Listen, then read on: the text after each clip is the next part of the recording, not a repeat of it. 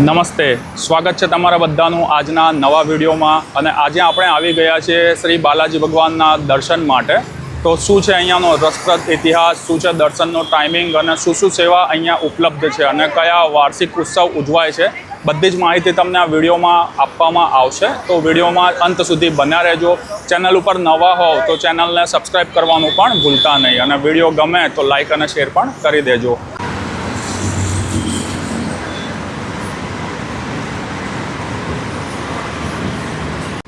હમણાં જ અહીંયા 19મો બ્રહ્મોત્સવમ પણ યોજાઈ ગયો, જે 8 એપ્રિલથી 12 એપ્રિલ સુધી હતો અને શું એમાં કાર્યક્રમ હતા એ અહીંયા હાઇલાઇટ કરેલા છે.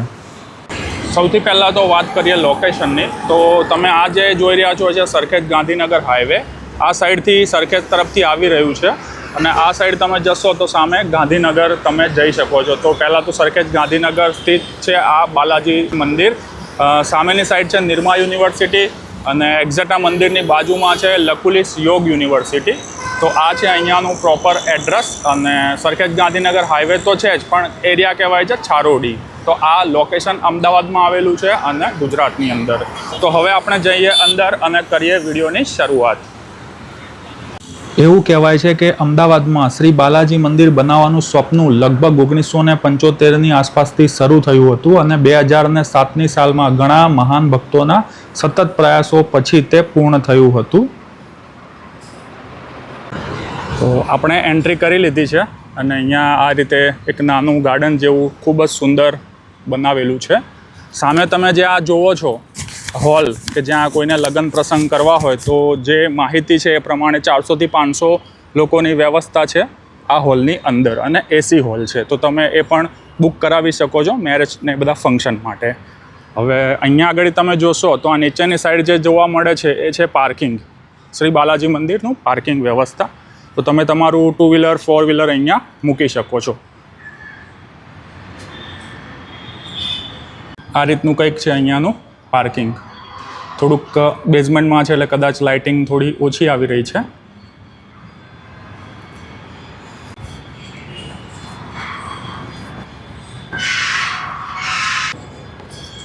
આ જે જગ્યા દેખાઈ રહી છે એ છે રથ મંડપ. અહીંયા આગળ પ્રભુજીના પાછળ પોસ્ટર લાગેલા છે, તો આપણને દર્શન પણ થઈ રહ્યા છે અને સાથે સાથે અહીંયા એક ગાડા સ્વરૂપનું રથ બનાવવામાં આવેલું છે. જ્યારે પ્રભુ રથયાત્રા માટે નીકળે છે ત્યારે આમાં બિરાજમાન કરવામાં આવે છે અને પછી એમની રથયાત્રા નીકળે છે. અને બેઝમેન્ટ પાર્કિંગ સિવાય પણ અહીંયા પાર્કિંગની વ્યવસ્થા છે. સામેની સાઈડ પણ તમે આ સ્પેસમાં મૂકી શકો છો. વાત કરીએ મંદિરના બાંધકામ વિશેની, તો વર્ષ 2000માં જમીનનું સંપાદન કાર્ય પૂર્ણ થયેલું અને મંદિરનું નિર્માણ માટે ભૂમિપૂજન 2003ની સાલમાં ગુજરાતના તત્કાલીન મુખ્યમંત્રી શ્રી નરેન્દ્ર મોદી સર દ્વારા કરવામાં આવેલું. 7 એપ્રિલ 2007ના રોજ આ મંદિર જાહેર જનતા માટે ખુલ્લું મૂકવામાં આવ્યું હતું અને અહીંયા સર્વપ્રથમ દર્શન નરેન્દ્ર મોદીજી દ્વારા ભગવાનના કરવામાં આવેલા. દક્ષિણ ભારતની દ્રવિડ શૈલીમાં બનેલું આ મંદિર તિરુમાલા તિરુપતિ દેવસ્થાનમના સ્થપતિ દ્વારા બાંધકામ યોજનાઓ તૈયાર કરવામાં આવી હતી. લગભગ 100 શિલ્પકારોએ તિરુપતિ ખાતે પથ્થરો કોતર્યા હતા. તેમને રોડ દ્વારા અમદાવાદમાં લાવવામાં આવ્યા હતા. પ્રાણ પ્રતિષ્ઠા પછી 7 એપ્રિલ 2007ના રોજ શ્રી બાલાજી મંદિર જાહેર જનતા માટે ખુલ્લું મૂકવામાં આવ્યું હતું. અને જે સપનું જોવાયું હતું અમદાવાદમાં શ્રી બાલાજી મંદિરનું, એ અમદાવાદમાં આંધ્ર મહાસભા દ્વારા સાકાર થયું. શ્રી બાલાજીનું મુખ્ય ગર્ભગૃહ ગ્રેનાઇટ પથ્થરથી બનાવવામાં આવ્યું હતું, જ્યારે બાકીના ઉપમંદિરો ઈંટોથી બનાવવામાં આવ્યા હતા. ભક્તો દૂર દૂરથી અહીં દર્શન કરવા આવે છે અને જાણે કે તિરુપતિ તિરુમાલાની મુલાકાત લીધી હોય તેમ પૂર્ણ દર્શન કરીને ધન્યતા અનુભવે છે. ગરુડજી અને હનુમાનજીની ખૂબ જ વિરાટ સ્વરૂપની અહીંયા સિમેન્ટની મૂર્તિઓ સ્થાપિત કરેલી છે, જે ખૂબ જ એટ્રેક્ટિવ અને સુંદર લાગે છે. મંદિર હંમેશા મુગ્ગુલ એટલે કે રંગોલીથી શણગારવામાં આવે છે, જે તેલુગુ પરંપરા છે. શ્રી બાલાજી મંદિર ગુજરાત સરકાર દ્વારા વર્લ્ડ હેરિટેજ કાઉન્સિલ દ્વારા અમદાવાદને હેરિટેજ સિટી તરીકે દાવો કરવા માટે ઓળખાયેલા 100 સ્મારકોનું એક છે. તે ખૂબ જ સંતોષકારી વાત છે. એટલે આપણે જો તિરુપતિ જઈ નથી શકતા તો આપણે નજીકમાં અહીંયા આવીને દર્શન કરી શકીએ છીએ. એકચ્યુઅલી મંદિરની અંદર ફોટોગ્રાફી વિડીયોગ્રાફી એલાઉ નથી, એટલે હું તમને અંદર દર્શન ના કરાવી શક્યો, પણ હું અંદર દર્શન કરી આવ્યો. અંદર બિરાજમાન છે ભગવાન શ્રી બાલાજી, સાથે બિરાજમાન છે પદ્માવતી એટલે કે મહાલક્ષ્મી માતા, અને સાથે બિરાજમાન છે ગોદાદેવી. તો ખૂબ જ ભવ્ય અને બ્લેક કલરની સુંદર મૂર્તિ અંદર બિરાજમાન છે. દર્શન કરશો મંત્રમુગ્ધ થઈ જશો. સામેની સાઈડ તમે જે ઉપર જુઓ છો એ છે ધજાસ્તંભ, અને આ ધજાસ્તંભ માટે 60 ફૂટથી પણ લાંબુ સાગના લાકડાનું થડ મલેશિયાથી મેળવવામાં આવ્યું હતું, જે જહાજ દ્વારા કંડલા બંદર અને પછી રોડ દ્વારા અમદાવાદ લાવવામાં આવ્યું હતું. હું જ્યારે અંદર દર્શન કરવા ગયો ત્યારે મસ્ત અંદર ઢોલ અને શરણાઈના તાલ ઉપર ભગવાનનું ભજન કીર્તન ચાલતું હતું. આજનો આ પ્રસાદ ખાઈને ખૂબ જ ધન્યતાની લાગણી અનુભવાઈ. અહીં આગળ વિષ્ણુ ભગવાનના 10 અવતાર મતલબ 10 અવતારનું વર્ણન અને એના વિશે સમજાવવામાં પણ આવેલું છે. તો સૌથી પહેલાં તો તમે જુઓ આ રીતના અહીંયા બનાવેલું છે.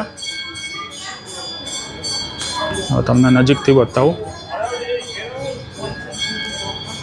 તો આ છે મત્સ્ય અવતાર, અને બધી જ ડિટેલિંગ મત્સ્ય અવતારના વિશે અહીંયા લખેલી છે. મંદિરની બધી પૂજાઓ તિરુમાલાની જેમ જ ટીટીડીના વેદ પટશાળાના વિદ્વાન પૂજારીઓ દ્વારા કરવામાં આવે છે, અને દર મહિને લગભગ સારા એવા સંખ્યામાં અહીંયા ભક્તજનો દર્શન માટે આવે છે. અને શ્રી બાલાજી મંદિર ટ્રસ્ટ દ્વારા આગમશાસ્ત્ર મુજબ બાલાજી સેવા કરવા માટે સખત મહેનત કરે છે.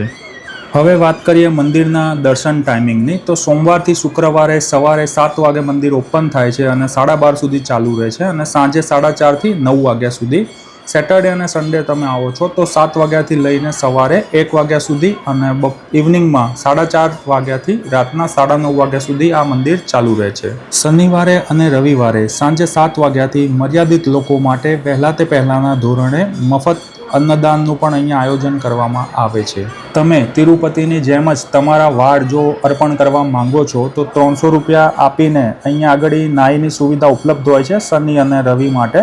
ટાઈમિંગ હોય છે સવારે 8થી 11:30. તો તમે મુંડન કરાવીને વાર અર્પણ કરી શકો છો, અને એ વાર તિરુપતિમાં જમા થાય છે. સ્ક્રીન ઉપર તમને પોસ્ટર જોવા મળશે, એમાં બધી જ વિગત આપેલી છે. તો તમે એકવાર સ્ટોપ કરીને વાંચજો એટલે તમને એક્ઝેક્ટલી બધી જ ડિટેલ ખ્યાલ આવી જશે. અમદાવાદના ગાયકો એટલે કે વિદ્યાર્થીઓ અને સંગીત શિક્ષકો ઉજાલા સેવા દરમિયાન ભગવાન સમક્ષ શાસ્ત્રીય ગીતો રજૂ કરે છે. બાલાજી મંદિર કર્ણાટક અને હિન્દુસ્તાનના તમામ ગાયકો માટે એક મંચ પ્રદાન કરે છે. નિયમિત રૂપે અહીંયા મોટા જાહેર તહેવારો ધામધૂમથી ઉજવાય છે, જેમ કે વૈકુંઠ એકાદશી, મકર સંક્રાંતિ, તેલુગુ નવું વર્ષ ઉગાડી, વિનાયક ચવિથી, વિજયાદશમી, દીપાવલી, કાર્તિક પૂર્ણિમા. દીપાવલીના દિવસે મંદિરને 1000 રેતીના દીવાઓથી પ્રકાશિત કરવામાં આવે છે. કાર્તિક પૂર્ણિમાના દિવસે સમગ્ર મંદિર પરિસરને 10,116 દીવાઓથી પ્રકાશિત કરવામાં આવે છે. દશેરા દરમિયાન બધા 10 દિવસો ભગવાન બાલાજીને બંને દેવીઓ સાથે ઉત્સાહ માટે બહાર લઈ જવામાં આવે છે. નવરાત્રી દરમિયાન લક્ષ્મી પૂજા અને સરસ્વતી પૂજા અહીંયા કરવામાં આવે છે. નિયમિત તહેવારો ઉપરાંત મંદિરમાં ઉજવાતો સૌથી મોટો કાર્યક્રમ બ્રહ્મોત્સવમ છે, જે મેં તમને આગળ વિડીયોમાં શરૂઆતમાં કીધેલું કે જે 5 દિવસ ચાલે છે. હાલમાં 8 એપ્રિલથી લઈને 12 એપ્રિલ સુધી આ કાર્યક્રમ ચાલુ હતો, જેમાં તિરુપતિના વ્યાકનાસ આગમ પંડિતો અનેક યજ્ઞો અને હોમો સાથે આ ભવ્ય કાર્યક્રમ કરે છે. આ કાર્યક્રમમાં મોટી સંખ્યામાં ભક્તો ભાગ લે છે, જ્યાં ભગવાનને રથમાં રાધાયાત્રા માટે લઈ જવામાં આવે છે. બ્રહ્મો ઉત્સવમ દરમિયાન ચક્ર સ્નાનમ અને કલ્યાણ ઉત્સવ પણ હોય છે. 5 દિવસ બધા ભક્તોને કેન્ટીનમાં મફત ભોજન મળે છે. બ્રહ્મોત્સવમ ઉપરાંત 2 અન્ય શુભ કાર્યક્રમો શ્રી પુષ્પ યગમ અને પવિત્રોત્સવ પણ છે. શ્રી પુષ્પ યગમમાં વિવિધ શહેરોમાંથી લાવવામાં આવેલ વિવિધ પ્રકારના ફૂલોથી મૂર્તિઓને શણગારવામાં આવે છે, અને પવિત્ર ઉત્સવમાં નિયમિત પૂજા દરમિયાન જાણે અજાણે કોઈ ભૂલો થાય તો તેની ભરપાઈ કરવા માટે કરવામાં આવે છે. આ જે તમે બાજુમાં જુઓ છો આ છે લકુલિસ યોગા યુનિવર્સિટી.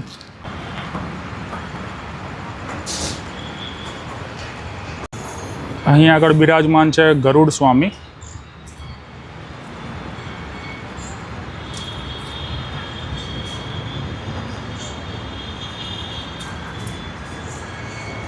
અહીંયા આગળ છે ચક્ર, તિલક, શંખ અને હનુમાનજી. આ છે હનુમાનજી. આ છે શંખ. આગળ ગ્લાસ હોવાના લીધે થોડુંક લાઇટ દેખાય છે. આ છે તિલક. ને આ છે ચક્ર. વચ્ચેની સાઈડ છે સુદર્શન ચક્ર, આજે તમે જોઈ રહ્યા છો. અને આગળની સાઈડ છે શ્રી નરસિંહ સ્વામી, જે આપણે આ સાઈડ જોઈ રહ્યા છીએ એ છે શ્રી સુદર્શન મૂર્તિ. આગળ જો તમે નાસ્તો ને એવું કરવા માગો છો તો અહીંયા સામે છે અમ્મા કિચન, કે જ્યાં તમને નાસ્તો અને એ પણ બધું મળી જવાનું છે. કંઈક આ રીતે છે. અને પરિસરમાં અહીંયા આગળ બેસવાની સુવિધા પણ સામે ઉપલબ્ધ છે. તો તમે દર્શન કરીને બેસવા માંગો છો તો ખૂબ જ અહીંયા શાંતિ છે. ભલે બહાર હાઈવે છે પણ અંદર જ્યારે પણ તમે આવશો ત્યારે તમે શાંતિનો અનુભવ જરૂરથી કરશો.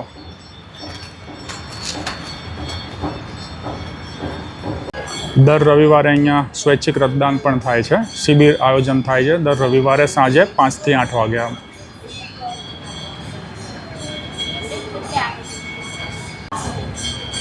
બાલાજી ભગવાનના ભક્તો દ્વારા થયેલ રક્તદાનથી મળ્યું જીવનદાન.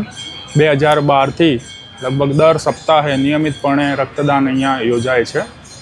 તો તમે પણ જો રક્તદાન કરવા માંગતા હો તો સન્ડે અહીંયા 5 થી 8માં જરૂરથી આવજો.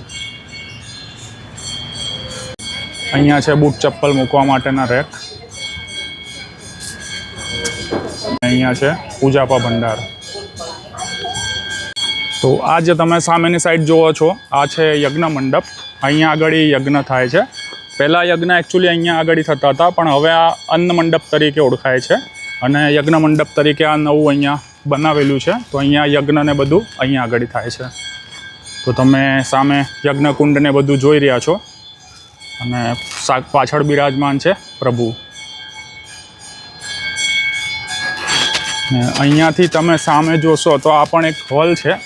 લગભગ 100 થી 150 વ્યક્તિ અહીંયા પ્રસંગ કરવો હોય નાનો તો તમે કરી શકો છો. એસી હોલ છે.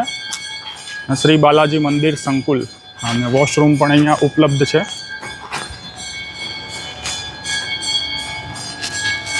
બહુ જ વિરાટ પ્રતિમા અહીંયા પ્રભુની આવેલી છે.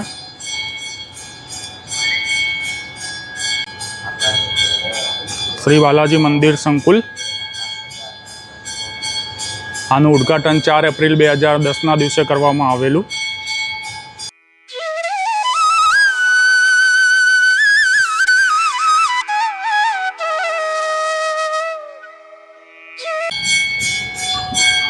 આ જેમ મેં અગાઉ કહ્યું એમ પહેલાં યજ્ઞ મંડપ હતો, એના પછી ત્યાં બાજુમાં યજ્ઞ મંડપ કરી દીધો અને અત્યારે આ જે છે એને અન્ન મંડપ તરીકે અહીંયા યુઝ કરવામાં આવે છે.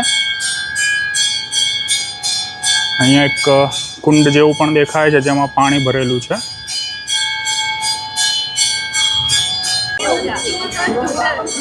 લાઇટિંગ પછી કંઈક આ રીતનો વ્યૂઝ આવી રહ્યો છે.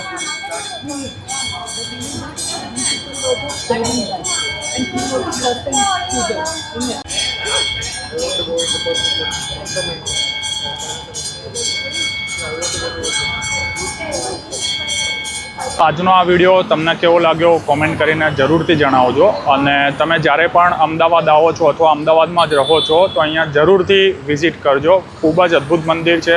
દર્શન બી બહુ જ મસ્ત થયા. પણ હા, મંદિરની અંદર કેમેરો એલાઉડ નહોતો એટલે આપણે અંદરથી હું તમને ના બતાવી શક્યો.